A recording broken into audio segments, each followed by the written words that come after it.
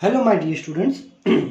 So let's start with our next topic, which is example number 8.1. I am reading the question. Let the speed of the planet at the perihelion P in figure be Vp. So let's visualize the problem by drawing the diagram. Suppose this is your elliptical orbit which has two centers and sun is located over here. This is the sun.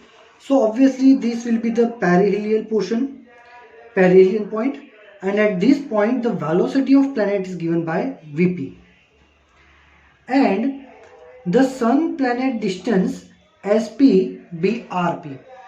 ये जो इतना distance है, ये Sp distance, ये distance है Rp. ठीक है, चलो रिलेट आरपी वीपी, मतलब ये आरपी वीपी डिस्टेंस जो है, RP distance and VP velocity, इसको हमें रिलेट करना है to the corresponding quantities at the aphelion. अभी एपिहीलियन होगा यहाँ पे, तो एपिहीलियन पे वेलोसिटी है वीए और एपिहीलियन का ये जो डिस्टेंस है वो होगा हमारा आर ए. ठीक है, सन से डिस्टेंस. तो हमें क्या करना है कि आरपी वीपी को रिलेट करना है आर ए वी ए से. ठीक है, will the planet take equal time to travel B A C. अब बी ए सी क्या होगा, तो यहां पे ये पॉइंट है बी, ये पॉइंट है सी, तो ये बी ए सी है. अब प्लैनेट को ये पोर्शन ट्रैवल करने में जो टाइम लगता है और सीपीबी ये डिस्टेंस जो ट्रैवल करने में टाइम लगता है, वो दोनों टाइम क्या इक्वल होंगे, ये हमें चेक करना है. ठीक है, तो यहां पे देखो जब प्लैनेट सर्कुलर मोशन करता है, so in the planetary motion, in the planetary motion there is not any external torque. ये प्लैनेटरी मोशन में कोई भी एक्सटर्नल टॉर्क नहीं है. So we can apply conservation of angular momentum. हम क्या कर सकते हैं, कंजर्वेशन ऑफ एंगुलर मोमेंटम कर सकते हैं. भाई किस दोनों पॉइंट का एंगुलर मोमेंटम कंजर्व करेंगे, तो एक पेरिहीलियन पॉइंट का, एक एपिहीलियन पॉइंट का. वैसे तो ये पूरे पाथ में कोई भी दो पॉइंट का तुम यहाँ पे ये कंजर्वेशन कर सकते हो, बट यहाँ पे हमें ये दोनों क्वांटिटीज को रिलेट करना है. सो हम करेंगे conservation of angular momentum of perihelion and angular momentum of aphelion. ठीक है, सो यहां पे अब एंगुलर मोमेंटम का फॉर्मूला क्या होता है, L इज इक्वल टू, देखो यहां पे सॉल्यूशन करते हैं, L is equal to R cross P, मतलब L is equal to R P sine theta. Circular motion में यहां पे जो थीटा है वो 90 बनेगा. L is equal to R sine 90 और साइन 90 हो जाएगा 1 और P की जगह डाल देंगे mv. ठीक है, ये थीटा होगा 90, साइन 90 होता है 1, तो बचेगा सिर्फ rp और P की जगह डाल देते हैं mv. तो L is equal to R mv ऐसा होगा. ठीक है, अब R, तो पेरिहीलियन पॉइंट के लिए R कितना है, rp. यहां पे लिखेंगे mp. mp means mass of perihelion नहीं, मास ऑफ प्लैनेट, जो प्लैनेट गोल गोल घूम रहा है उसका mass, into velocity of this point vp is equal to aphelion. तो यहां पे डिस्टेंस है आर ए, वही प्लैनेट घूम के यहां पे आ रहा है, तो प्लैनेट का मास तो सेम रहेगा mp, और यहां पे वेलोसिटी है va. So here mp mp get cancel, so rp vp is equal to R A V A. तो यहाँ पे रिलेशन बनेगा कि भाई VP by VA is equal to R A by R P. ठीक है, तो क्या होगा, देखो यहाँ पे आर ए की वैल्यू ज़्यादा है, आर ए की वैल्यू ज़्यादा है, तो यहाँ पे कंडीशन लिखेंगे कि भाई आर ए की वैल्यू ज़्यादा है, आर पी की वैल्यू कम है, मतलब ये वैल्यू छोटी है और ये वैल्यू बड़ी है।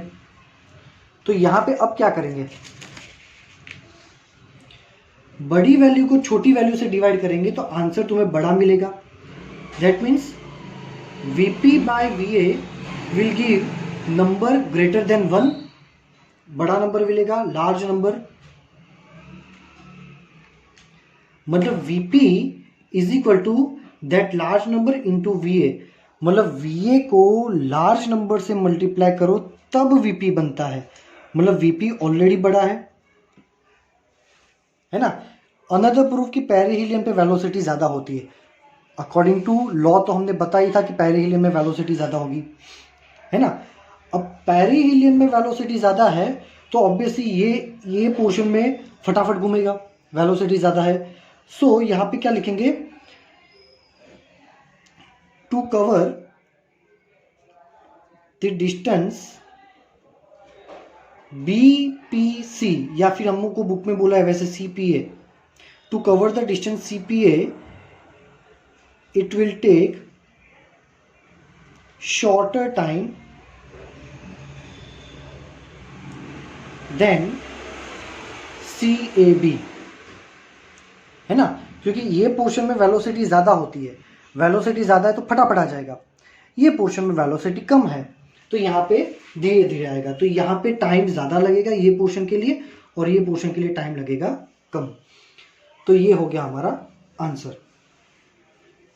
ठीक है, चलो अब हम नेक्स्ट टॉपिक पे आते हैं।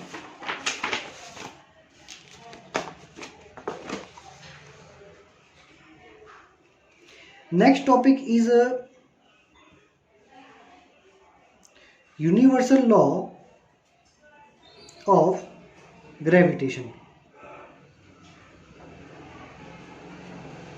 Next is universal law of gravitation. चलो तो देखो टेक्स्ट बुक आपके पास होगी, पहला पैराग्राफ पढ़ते कि क्या लिखा है पहले पैराग्राफ में। Legend has it that observing an apple falling from a tree. यहाँ पे लेजेंड की बात करें मतलब न्यूटन की बात कर रहे हैं कि उन्होंने अपने ऊपर जो एप्पल गिरा था उसको ऑब्जर्व किया था। Newton was inspired to arrive at an universal law of gravitation that led to an explanation of terrestrial gravitation as well as of Kepler's law. Newton's reasoning was that the moon revolving in an orbit of the radius rm was subject to centripetal acceleration due to Earth's gravity of magnitude। मतलब क्या है ये, देखो let me explain, let's visualize the case कि भाई यहाँ पे ये है अर्थ और यहाँ पे अर्थ के अराउंड ये एलिप्टिकल पाथ है, तो अर्थ जो है वो एक सेंटर पे है, मून होगा यहाँ पे। ठीक है, अब यहाँ पे क्या होगा, ये पूरे चैप्टर में देखो सभी लोग एलिप्टिकल मोशन ही कर रहे हैं, बट यहाँ पे फॉर द सिंप्लिसिटी हम इसको सर्कुलर भी अज्यूम कर सकते हैं। आप बुक को अच्छे से पढ़ोगे तो उसमें लिखा होगा कि elliptical motion is the special case of circular motion, है ना। So we can relate this to circular motion. ये हो गया हमारा अर्थ और ये हो गया हमारा मून, और ये जो रेडियस है ये हो गया हमारा RM, radius of the moon orbit. ठीक है, अब यहाँ पे मून जो है सर्कुलर मोशन कर रहा है, ठीक है, अब सेम वेलोसिटी से कर रहा है। वी कैन से कि यूनिफॉर्म सर्कुलर मोशन होगा। अब चैप्टर 4 में हमने पढ़ा था कि यूनिफॉर्म सर्कुलर मोशन है तो टुवर्ड्स द सेंटर एक एक्सेलरेशन लगता है जिसको बोलते हैं सेंट्रीपेटल एक्सेलरेशन।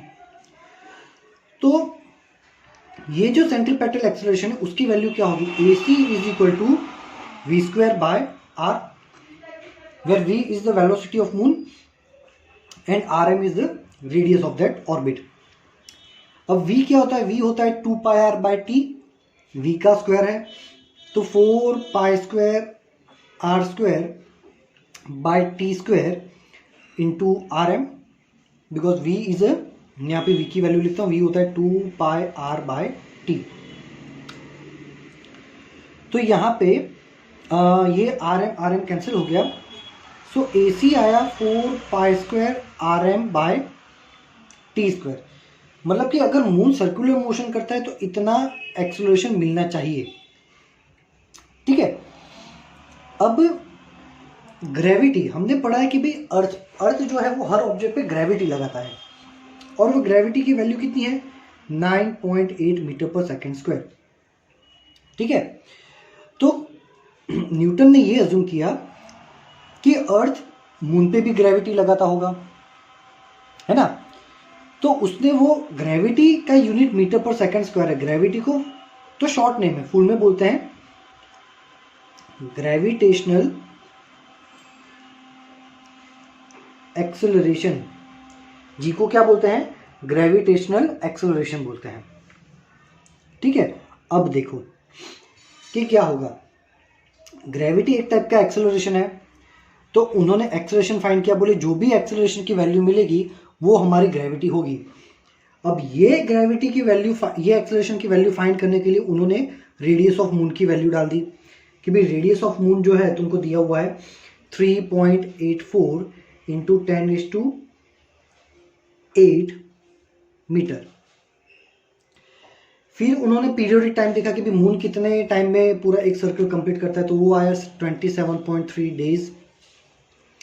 ये दोनों वैल्यूज यहाँ पे डाली और एक्सेलरेशन की वैल्यू डाली, ये एक्सेलरेशन की वैल्यू बहुत कम मिली, ये एक्सेलरेशन की वैल्यू कितनी मिली, बहुत कम मिली। कम मतलब इससे तो काफ़ी कम मिली। तो इतना पता चल गया कि भी ऑब्जेक्ट जैसे जैसे अर्थ से दूर जाता है ना, वैसे उस पर ग्रेविटी कम लगती है, ठीक है।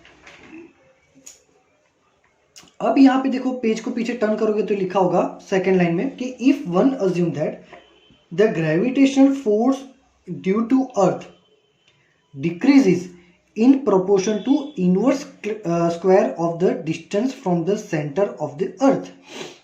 मतलब उन्होंने ये अज्यूम किया कि ग्रेविटी कम हो रही है, कौन से रिलेशन से कम हो रही है, तो उन्होंने अज्यूम किया कि भाई ग्रेविटी या एक्सेलरेशन है ना, वो अगर ऐसा हो तो क्या होगा, proportional to inverse of square, ठीक है।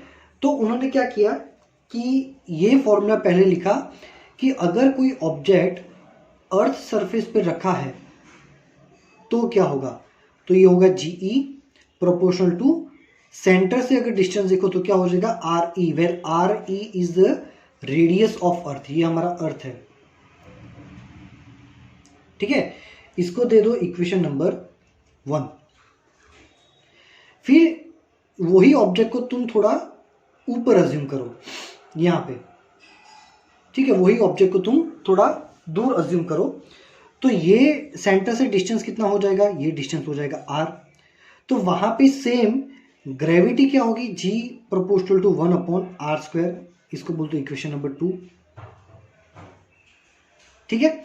और ये मान लो कि ये मून है, चलो सिंपल एग्जांपल जो टेक्स्ट बुक में दिया है वो, ये मान लो मून है, तो यहाँ पे ये हो जाएगा R हमारा रेडियस ऑफ मून, क्या हो जाएगा, रेडियस ऑफ मून, तो यहाँ पे ये हो जाएगा रेडियस ऑफ मून स्क्वायर, ठीक है। तो इन दोनों को तुम डिवाइड करो, equation number 1 divide by equation number 2, तो GE/GM gravity of moon will be radius of moon square by radius of earth square, ऐसा कुछ मिलेगा हमें। अब रेडियस ऑफ मून की वैल्यू डाल दी, रेडियस ऑफ अर्थ की वैल्यू डाल दी, और ये लेफ्ट हैंड साइड को जो राइट हैंड साइड को जब सॉल्व किया तो GE/GM हमें मिला 3600, ठीक है। अब ये जो हमारा एक्सेलरेशन था, मतलब ये हमारा ग्रेविटी ऑफ मून ही था, अब ये जो वैल्यूज हमने फाइंड की थी वो वैल्यू डाल दो तुम यहाँ पे, तो इससे पता चला कि अर्थ की ग्रेविटी 9.8 मीटर पर सेकेंड स्क्वायर है। मतलब हमने जो अज्यूम किया था वो सही है कि ग्रेविटी या ग्रेविटेशनल फोर्स ये 1/r² पे डिपेंड करता है। ये हमारा अज्यूम्पशन सही निकला। सो यहां से हमारा एक लॉ बना, statement of universal law of gravitation.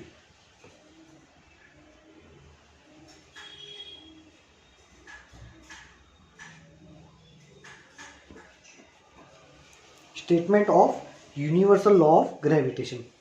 तो क्या है ये स्टेटमेंट? आपकी बुक में ये रहा स्टेटमेंट, आपको ये स्टेटमेंट अंडरलाइन करना है। Universal law of gravitation, every body in the universe attracts, ये तुम्हारा स्टेटमेंट है जिसको मैं यहाँ पे ऐसे ब्रैकेट बनाता हूँ, आप भी इसको अंडरलाइन कर लेना, एग्जाम में आ सकता है। I am reading the statement. Everybody in the universe attracts every other body with a force which is directly proportional to the product of their मास।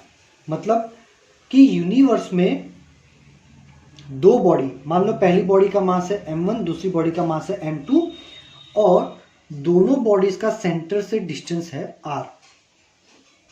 दोनों बॉडीज का सेंटर से डिस्टेंस क्या है? r। ठीक है, तो अब देखो इसमें आपको थोड़ा संभालना है। क्या संभालना है? You have to take care that if your objects are point object. Book में अगर मेंशन किया है कि दोनों ऑब्जेक्ट पॉइंट ऑब्जेक्ट है, सो उनके बीच का डिस्टेंस होगा सिंपली r। बट अगर बुक में ऐसा बोला है कि दो एक्सटेंडेड बॉडीज, एक्सटेंडेड बॉडी मतलब बड़े बड़े object, two big objects of having mass m1 and m2, तो उनके बीच का जो डिस्टेंस है ना, वो डिस्टेंस आपको ऑलवेज सेंटर से ही लेना है। ये डिस्टेंस आपको कहां से लेना है? सेंटर से लेना है। ठीक है, तो अकॉर्डिंग टू रूल दोनों ऑब्जेक्ट एक दूसरे पे अट्रैक्टिव फोर्स लगाएंगे, है ना। ये ग्रेविटेशनल फोर्स ऑलवेज कैसा होता है? अट्रैक्टिव। तो पहला स्टेटमेंट आपको जो अच्छे से याद रखना है कि gravitational force always are attractive type.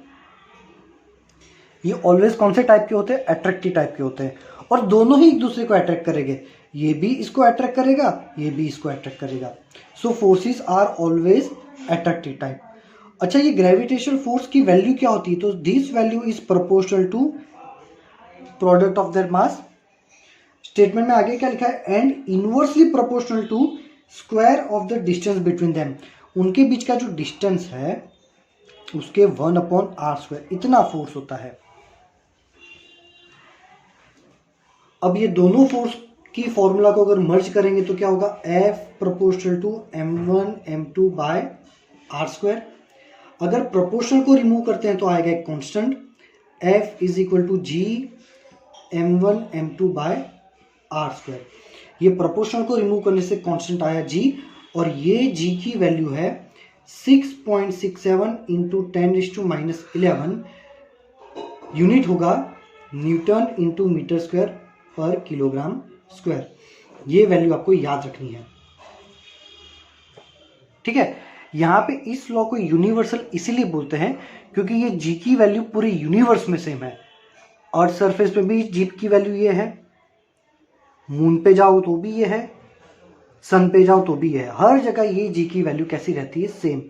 इसलिए इसको यूनिवर्सल लॉ ऑफ ग्रेविटेशन बोलते हैं। सो ये फॉर्मूला मोस्ट आईएमपी, और एक ये वैल्यू आपको याद रखनी है।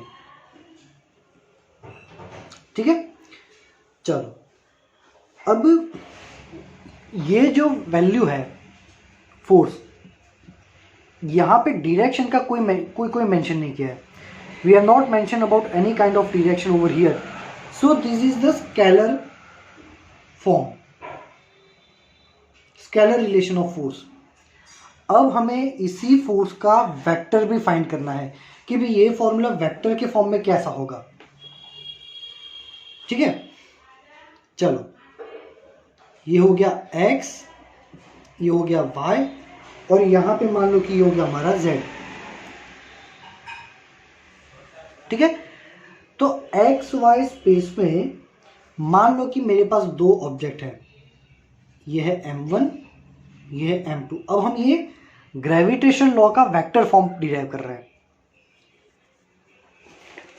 देखो ये ओरिजिन है हमारे सिस्टम का, और ओरिजिन से ये जो डिस्टेंस है पोजीशन वेक्टर, ये हो गया r1, और यहां से ये पोजीशन वेक्टर हो गया हमारा r2। ठीक है, इन दोनों के बीच का जो डिस्टेंस है वो है सपोज r, और वो डिस्प्लेसमेंट वेक्टर है यहां पे, सपोज ये है r वेक्टर। ठीक है, अब देखो अच्छे से समझना है। पहले मान लो मैं फाइंड कर रहा हूं F12, मतलब F12 के क्या बोलते हैं, force acting on one due to two. मतलब पहले पे फोर्स लग रहा है, कौन लगा रहा है, टू लगा रहा है। अच्छा, ये फोर्स ऑलवेज कैसे होते हैं, ऑलवेज होते हैं अट्रैक्टिव। ये फोर्सेस ऑलवेज होते हैं अट्रैक्टिव। तो अब देखो, फोर्स एक्टिंग ऑन वन, पहले पे फोर्स लग रहा है, कौन लगा रहा है, टू लगा रहा है। कैसा लगा रहा है, अट्रैक्टिव लगा रहा है। Object number two object number one को अगर अट्रैक्ट करेगा तो खुद की ओर अट्रैक्ट करेगा, ऐसे। तो ये हो गया हमारा F12। ठीक है, force acting on one due to two, दूसरे नंबर का ऑब्जेक्ट पहले नंबर के ऑब्जेक्ट पे अट्रैक्टिव फोर्स लगा रहा है। जब भी अट्रैक्ट होता है तो खुद की ओर खींचता है। तो अब ये F12 वेक्टर क्या होगा, तो पहले तो वैल्यू g m1 m2 और दोनों के बीच का डिस्टेंस r², और ये फोर्स कौन सी डायरेक्शन में लग रहा है, तो जो हमारा ये r वेक्टर था उसी की डायरेक्शन में लग रहा है। तो यहां पे हम डायरेक्शन लिखेंगे r²। ठीक है, अब उसी तरह से मैं यहां पे लिखता हूं F21। तो F21 क्या है, force acting on two due to one. मतलब दूसरे पे फोर्स लग रहा है, कौन लगा रहा है, पहला पार्टिकल। पहला पार्टिकल दूसरे पार्टिकल पे फोर्स लगा रहा है, कैसा लगाएगा, अट्रैक्टिव। चलो, तो पहला पार्टिकल जब दूसरे को अट्रैक्ट करेगा तो कहां पे करेगा, ऐसे करेगा। ठीक है, पहला पार्टिकल दूसरे को अट्रैक्ट कर रहा है, तो अट्रैक्ट करेगा तो खुद की ओर खींचेगा ना, इसलिए वो फोर्स यहां पे लग रहा है। ये हो गया हमारा F21। ठीक है, ये हो गया हमारा डायरेक्शन F21 का। तो ये F21 वेक्टर जो होगा, तो पहले वैल्यू क्या होगा, g m1 m2, क्योंकि वैल्यू तो वही होता है g m1 m2 by r²। But ये फोर्स जो है वो हमारा r वेक्टर जो था उसके ऑपोजिट लग रहा है, तो यहां पे डायरेक्शन लिखेंगे -r²।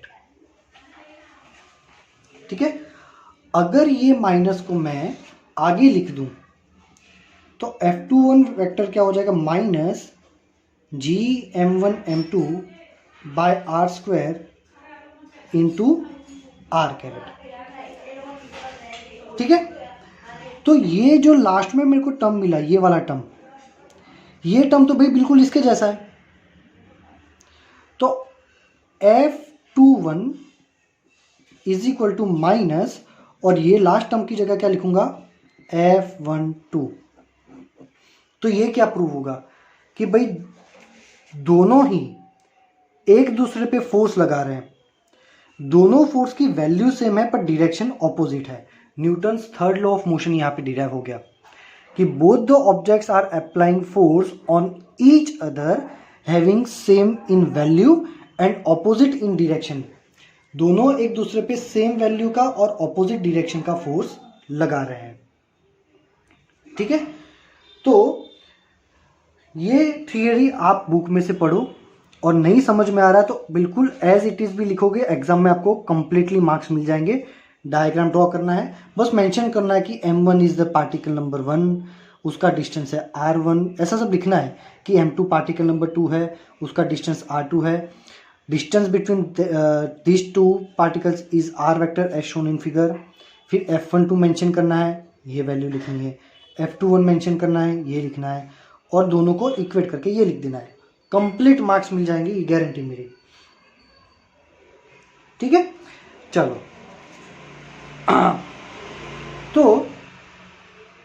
टेक्स्ट बुक में भी बेसिकली तो यही दिया हुआ है कि देखो, अगर आपको ऐसा पूछते हैं कि derive law of gravitation in vector form, ठीक है, तो पहले तो आपको ये रूल लिखना है, लॉ लिखना है, उसके बाद यहाँ से स्टार्ट होगा। अब मैंने जो बताया सेम वही है कि पहले उन्होंने लिखा कि F equal to G m1 m2, ये माइनस आर वाला लिखा, ठीक है। फिर वहाँ पे उन्होंने डायरेक्ट यहाँ पे किया कि F12 होता है F2, पढ़ोगे ना ये पूरा पैराग्राफ तो बिल्कुल ऐसा ही है, ठीक है। तो इतना ही आपको लिखना है ना। थियोरी का नाम याद रखना, law of gravitation in vector form. अगर आपको ऐसा पूछता है कि law of gravitation in scalar form, तो क्या करना है भाई, law of gravitation in scalar form है तो आपको क्या करना है, पहले ये लॉ लिखना है, ये तो दोनों में लिखना है। ये लॉ लिखने के बाद सीधा आपको ये वैल्यू डाल देनी है कि F equal to G m1 m2 by r square, और एक छोटा सा डायग्राम ड्रॉ कर देना है, ठीक है। मतलब यहाँ से लेके इतना, बस इतना। लॉ लिखने के बाद ये डायग्राम और ये, बस इतना। तो ये है स्केलर फॉर्म और ये डायग्राम है वेक्टर फॉर्म का, ठीक है। तो इसको अच्छे से समझना है, ठीक है। तो आज के लेक्चर में यहीं तक रखते हैं, इसको अच्छे से पढ़ो, and if you are having any doubt you can ask me in the message section. Thank you very much my dear students.